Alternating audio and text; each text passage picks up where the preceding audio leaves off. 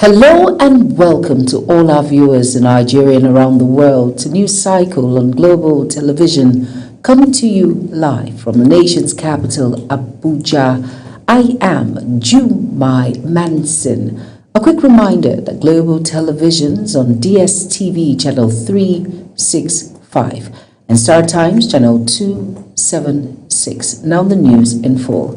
President Bola Ahmed Tinubu has delivered a firm assurance to Nigerians, declaring he will not back down or fail in his mission to implement sweeping reforms aimed at stabilizing the economy and improving livelihoods across the country. Ubong Usoro tells us more. The president gave the assurance while meeting with members of the Renewed Hope ambassadors at the State House in Abuja. He emphasized the need to build a stable, peaceful, and prosperous nation, noting that the well-being of Nigerians remain his top priority. There is no better place than your own country, and no one can build it except you. We saw great things. We see skyscrapers. We wonder how the plane takes off and fly from one destination to the other. These are no magic of yesterday. It is the thinker of tomorrow and the future that can elevate life, that can reform us all. And being a transformative leader that you are in a good company. President Tinubu told the group led by Imo State Governor Hope Uzodinma that his administration is replacing outdated political and economic structures with systems that promote inclusion and economic participation. He said the reforms are aimed at breaking the cycle of poverty and creating opportunities for the poor and vulnerable. We cannot submit to disobedience of a lawful order of the court. We must embrace the judiciary, whether it favors us or it doesn't. We submit to this principle of democracy, separation of power, and understanding of the dynamics of it, and the nationhood that Nigeria is. That we must build one country. There's no other way to the path that we embrace to national greatness other than build one nation, one common vision for progress, prosperity of our people. The president also urged ambassadors to intensify grassroots mobilization, describing them as critical to taking government policies to communities across the country. He said greater citizen participation will help shape a better future for generations. President Tinubu further stressed respect for democracy and rule of law, insisting that his administration will uphold the judiciary and separation of power. He also dismissed opposition pressure, saying he will not be intimidated or distracted from ongoing reforms. Ubong Usoro, Global TV News. Nigeria's Deputy Speaker Benjamin Kalu has pushed for deeper cooperation between Africa and the European Union during a high-level meeting with European Parliament Vice President Nicole Stefanatu. The talks held on the sidelines of the Interparliamentary Union General Assembly in Istanbul focused on strengthening bilateral and multilateral ties, and the meeting builds on a series of engagement between both sides, including Kalu's 2025 visit to the European Parliament in Brussels and subsequent reciprocal visits to Abuja. Discussions centered on advancing proposals aimed at enhancing African-EU relations and fostering sustainable development partnerships.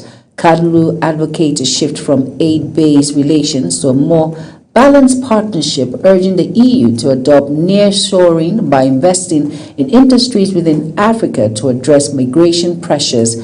Both parties agreed to sustain regular engagements to deepen cooperation on shared economic and developmental priorities.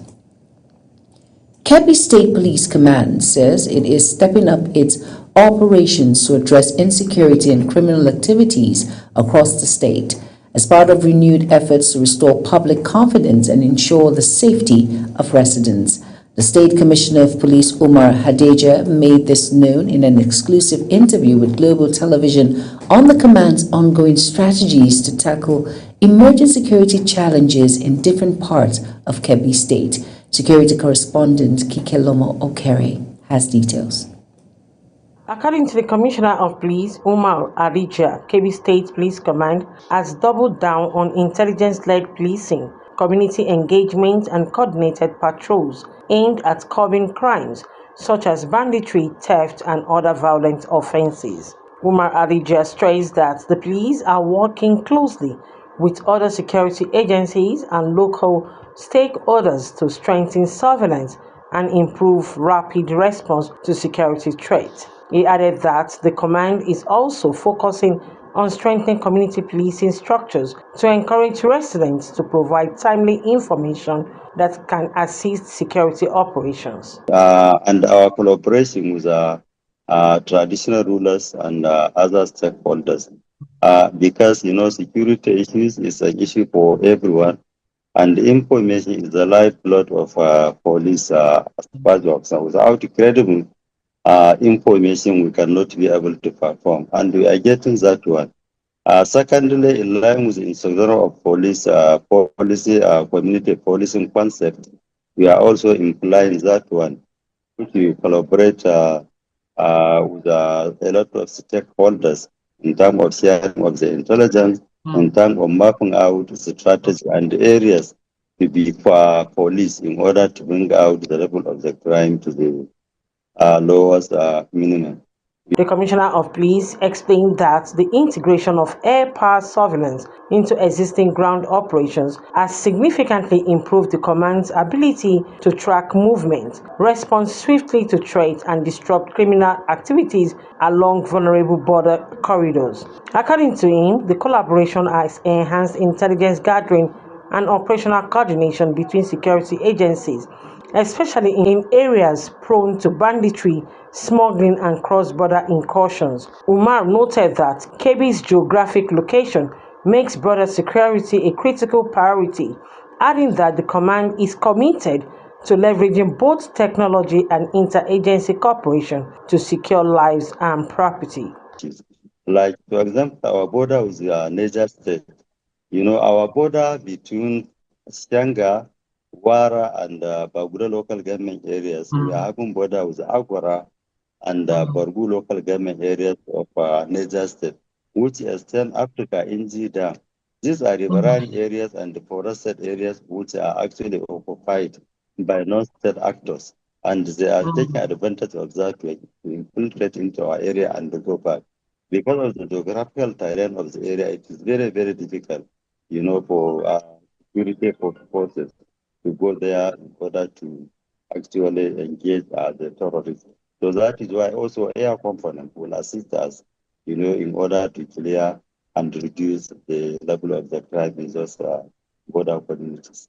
The police commissioner assures residents that the command remains committed to protecting lives and property, noting that recent operational adjustments are already yielding positive results in some areas. He further called on members of the public to remain vigilant and cooperate with the security agencies by reporting suspicious activities promptly, noting that the command will continue to intensify its crackdown on criminal elements as part of broader efforts to ensure lasting peace and stability across the state. Kikelomo Okere, Global TV News.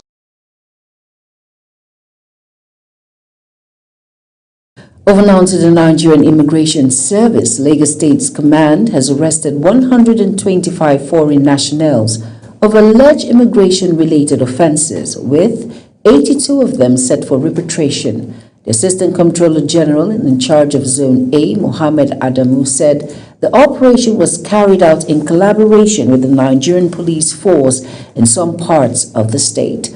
Adamu stated that the exercise was intelligence-driven and aimed at strengthening internal security and migration management.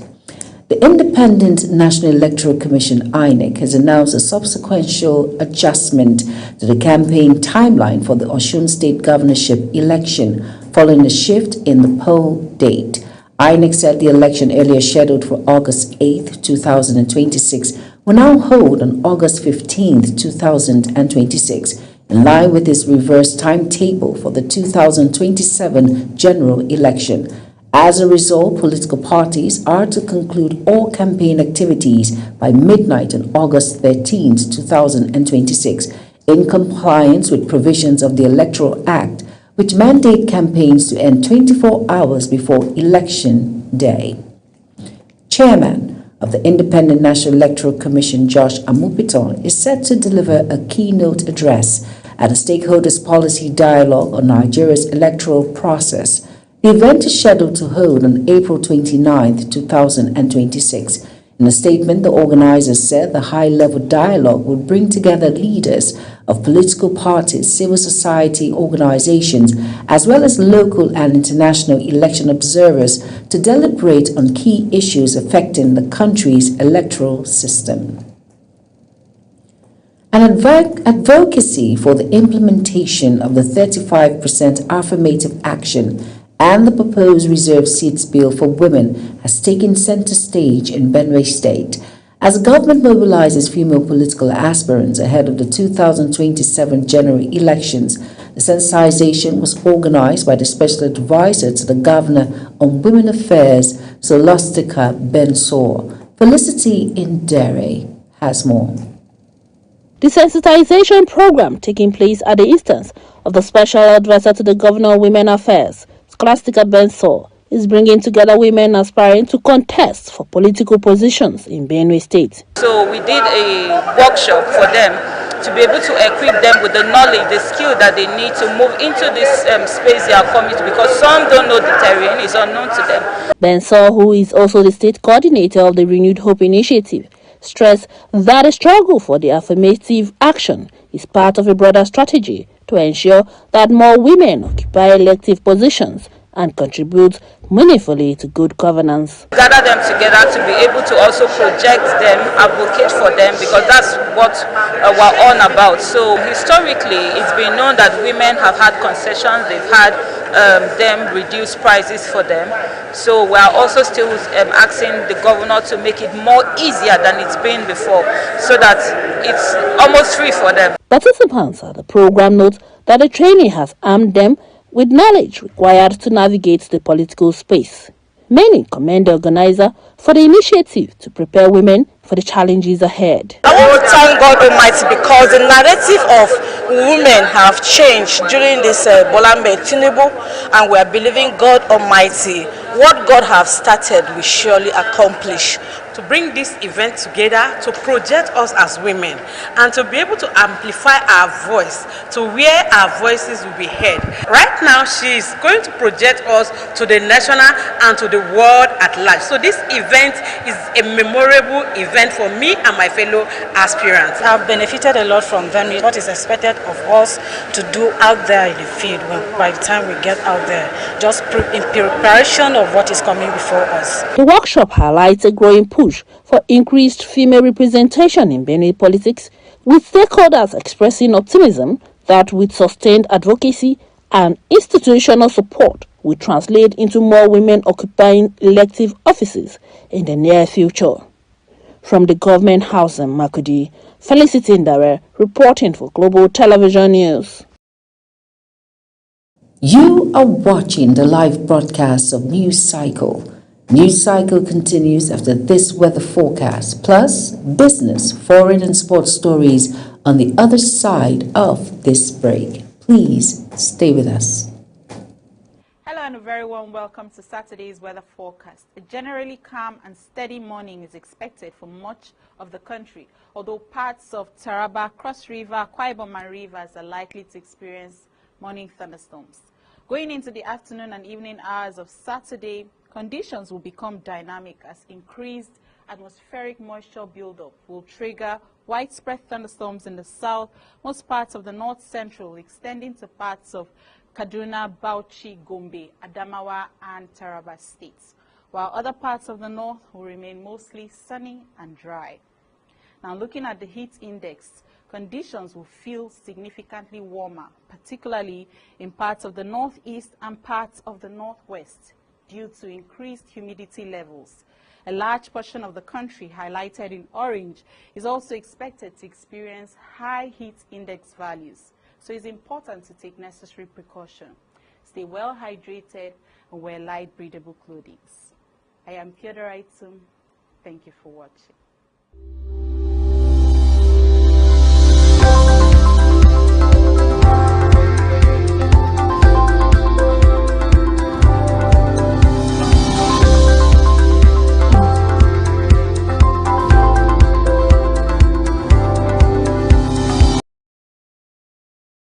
You're welcome back, and if you're just tuning in, this is News Cycle on Global Television.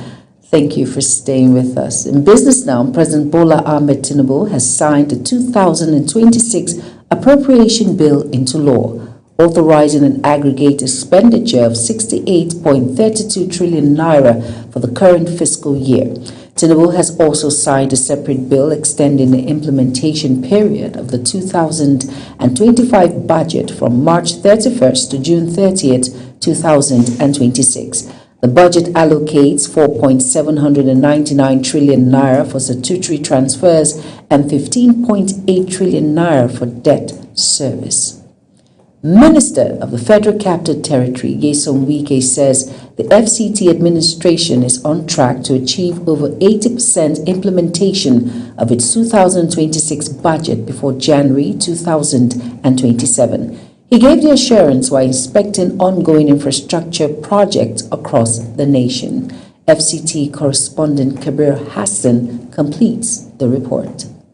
Despite the timeline coinciding with the 2027 general elections, the minister insists project executions will not be slowed down by political activities. Wike explained that the administration is currently operating with the 2025 budget, which has been extended, while awaiting approval of the 2026 budget by the National Assembly. What we are working on now is 2025 implementation of 2025 budget, and which judges are also in those budgets. By the time the National Assembly resumes here on the 21st, they will approve our 2026 budget. So what we are working on now is 2025 implementation of 2025 budget, which will extend it till June ending.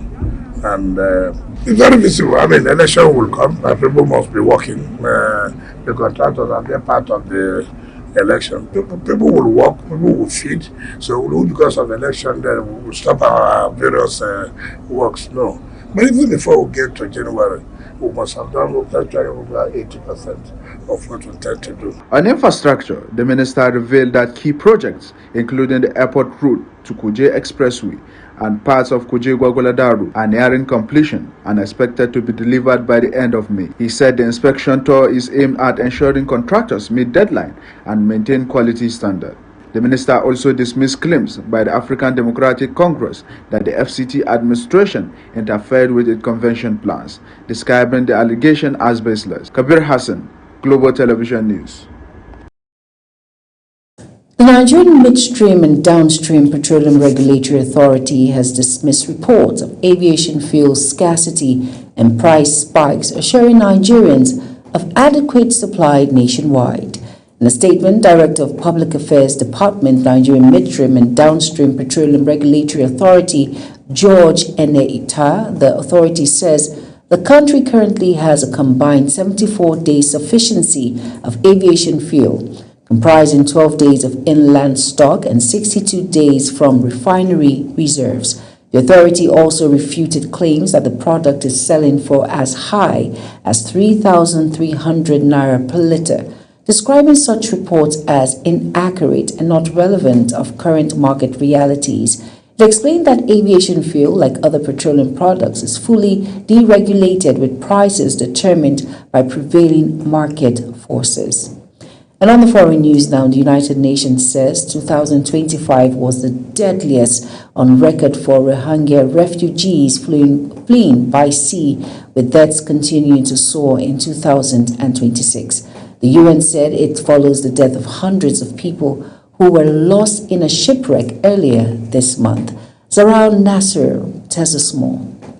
UN Refugee Agency spokesman Baba Balok told a press briefing in Geneva, Switzerland, that 2025 was the deadliest year for the region, based on data from the United Nations High Commissioner for Refugees. Balok highlighted that out of the more than 6,500 Rohingya who had attempted perilous sea crossings last year, 1 in 7 were reported missing or dead. In 2025, nearly 900 Rohingya refugees were reported missing or dead in the Andaman Sea and Bay of Bengal, making it the deadliest year on record for maritime movements in South and Southeast Asia, according to data from UNHCR, the UN Refugee Agency. The Rohingya mainly live from huge camps in Bangladesh, where more than 1 million refugees forced to flee across the border from war in Myanmar's Rakhine State live in squalid conditions. Rakhine State has been the scene of fierce fighting between the military and the Arakan army, an ethnic minority rebel group. Zahra Nasser, Global TV News. Iran's Foreign Minister Abbas Araghchi said Friday that the strategic Strait of Hormuz, vital for the global oil trade, will remain completely open to commercial ships as long as the ceasefire in the Middle East holds.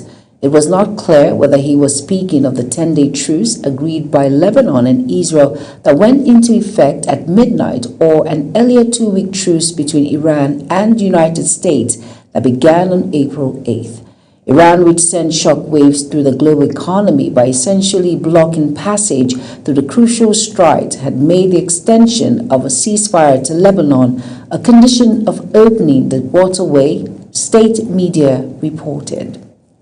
Russia has launched more than 700 drones and missiles at Ukraine in multiple waves, killing at least 18 people in what local officials say is the deadliest attack in months. Officials say 9 people have been killed in the southern part city of Odessa, 5 in the central city of Dnipro, and 4, including a child, in the capital of Kyiv. In Russia, 2 people, including a child, were killed in a Ukrainian drone attack in the southern region of Moscow. Over now to the world of sports. Sporting Lagos have secured their return to the Nigerian Premier Football League, NPFL, sealing promotion from the Nigerian National League with a hard fight 1-0 win over Osun United in Osun State. Alex Lemes scored this decisive goal, while goalkeeper Clinton Lawal produced a series of crucial saves to preserve the victory and confirm promotion. The Lagos club topped the Nigerian National League Conference B table with 36 points ahead of Aqua United with 35 points, who also defeated Solution FC 2-1 in Aqua. In Europe, David Alaba is expected to leave Real Madrid as a free agent when his current contract expires. The Australian defender, who joined Real Madrid after a successful spell in Germany, is now approaching the final stage of his deal, with indications that he will not extend his stay at the club. Fabio Romano said several clubs have already approached the Australian defender out of contract at Real Madrid. And that's it on News Cycle. A quick reminder that Global TV is on DSTV channel 365 and Star Times channel 276. Now kindly follow us across all social media platforms now showing on your screen by using @Global TV NG. I am Jumai Manson. Thank you for watching.